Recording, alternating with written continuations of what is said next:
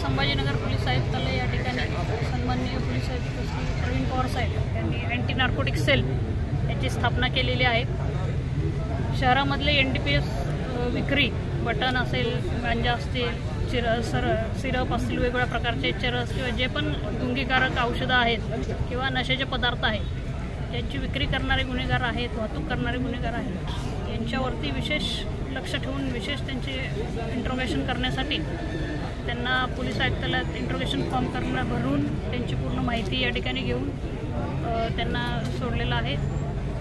Anti narcotic सेलबाबत फक्त गुन्हेगारांवर कारवाई तर सातत्यानं केली जाईल, त्याच्यासाठी एक विशेष नंबर पोलीस आयुक्त साहेबांनी जारी केलेला आहे 95 290 190 61 95 290 19061 या नंबरवर कुठलाही नागरिक NDPS संदर्भातली जी काही माहिती असेल, कोणी अवैध विक्री करत असेल, कोणी सप्लाय करत असेल, कोणी लहान मुलांना त्याचं व्यसन लावत असेल, कोणी सार्वजनिक ठिकाणी त्याचं टोळीनं ते सेवन करत असेल, त्याचा नागरिकांना त्रास होत आहे, अशा प्रकारचे कुठलीही तक्रार असेल तर त्या नंबरवरती आपण व्हॉट्सअप करू शकता, कॉल करू शकता, टेक्स्ट मेसेज करू शकता।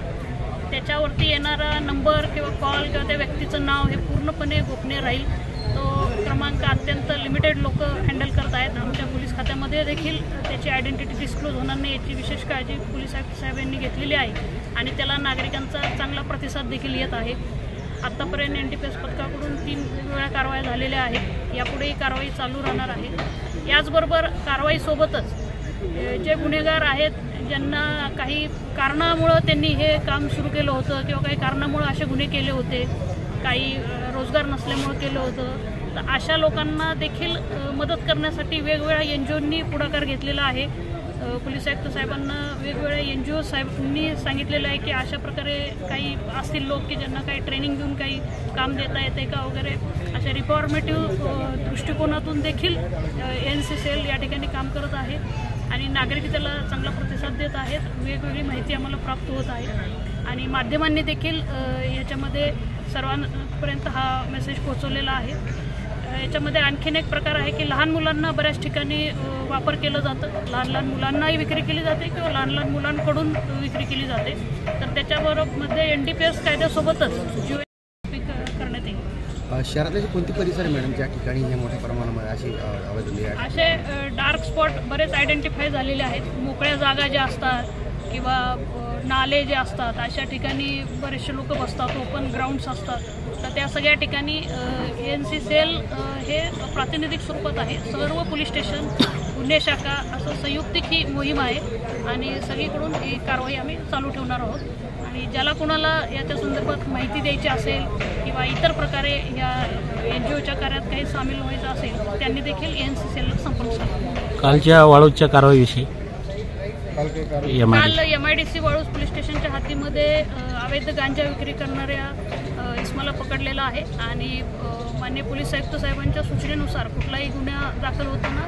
पूर्ण त्याची चेन जी आहे, कुठून आणतो, कोणाकोणाला देतो, कशा प्रकारे विक्री करतो, हे संपूर्ण चेन निष्पन्न करून गुन्हे दाखल करण्यात येत आहेत। त्यानुसार कालच्या गुन्ह्यामध्ये एकूण 5 लोकांवरती गुन्हा दाखल केलेला आहे आणि MIDC वाळूज पोलीस स्टेशन पुढील तपास करत आहे। यामध्ये एक झिरो पोलीस आहे, त्याचा काय रोल आहे त्याच्यामध्ये?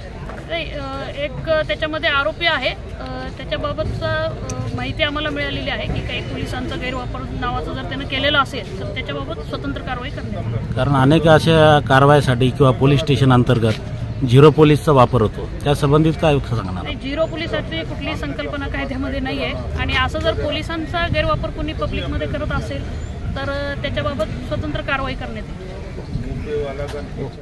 जेवढे आपले रेकॉर्डवरील NDPS त्याच्यामध्ये मग गांजा, चरस, बटन, सिरप असे विक्री करणारे रेकॉर्डवरील गुन्हेगार आहेत, त्या सर्वांना आम्ही इंट्रॉगेशनसाठी या ठिकाणी बोलवलं होतं। त्या सर्वांचे गुन्हेगारी पार्श्वभूमी आहे।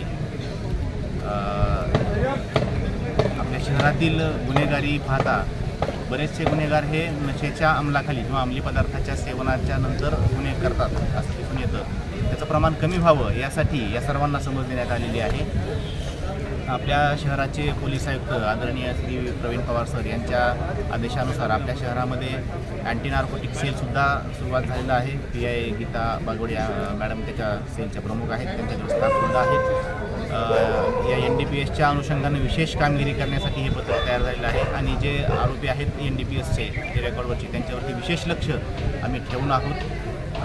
इथून पुढं जर अशा लोकांनी विक्रीचे किंवा सेवनाचे किंवा NDPSच्या रिलेटेड कुठलेही गुन्हे केले तर त्याच्यामध्ये जे आम्ही विक्री करणारे आहेत तो तिथपर्यंतच थांबणार नाही, तर त्यांची विक्री करणारी जी मूळ पूर्ण चेन आहे, जे पूर्ण सप्लायर आहेत सुरुवातीचे, तिथपर्यंत आमचा तपास होईल आणि सर्वच्या सर्व याच्यामध्ये आरोपी होतील याची आम्ही निश्चितच खातरजमा करू आणि इथून पुढं शहर पोलीसच्या वतीनं त्याच्यामध्ये जास्तीत जास्त कडक कारवाई केली जाईल. अशाच पण नागपूरमध्ये ते अशाच पद्धतीनं हा फॉर्म्युला यूज केला होता, मात्र त्या ठिकाणी जी घटना कमी झालेल्या नाही, या होईल नाही.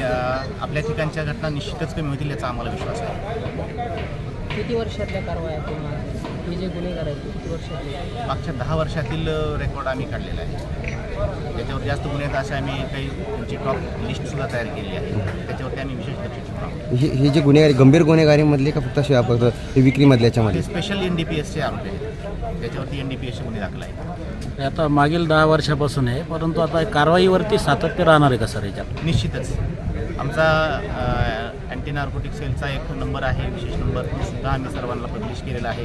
कुठल्याही नागरिकाला किंवा कोणालाही त्याच्याविषयी काही माहिती असेल, इन्फॉर्मेशन असेल तर त्या नंबरवरती मेसेज करू शकतात किंवा कॉल करून ते कळवू शकतात. त्याच्यावर 100% कारवाई केली. नाही, आता आपण नंबर दिला होता, त्यानंतर आता प्रोत्साहन मिळालेलं आहे या कार्यक्रमाला तुमच्या, परंतु हे सातत्य आता यांना पण तुम्ही सूचना दिलेल्या आहे, गुन्हेगारी सोडून व्यवस्थित धंदे पाणी चालू करा, परंतु यांनी पुन्हा जाऊन असे व्यवसाय करू नये. सगळीकडे नोंद असते, आपण कारवाई करणार का कडक?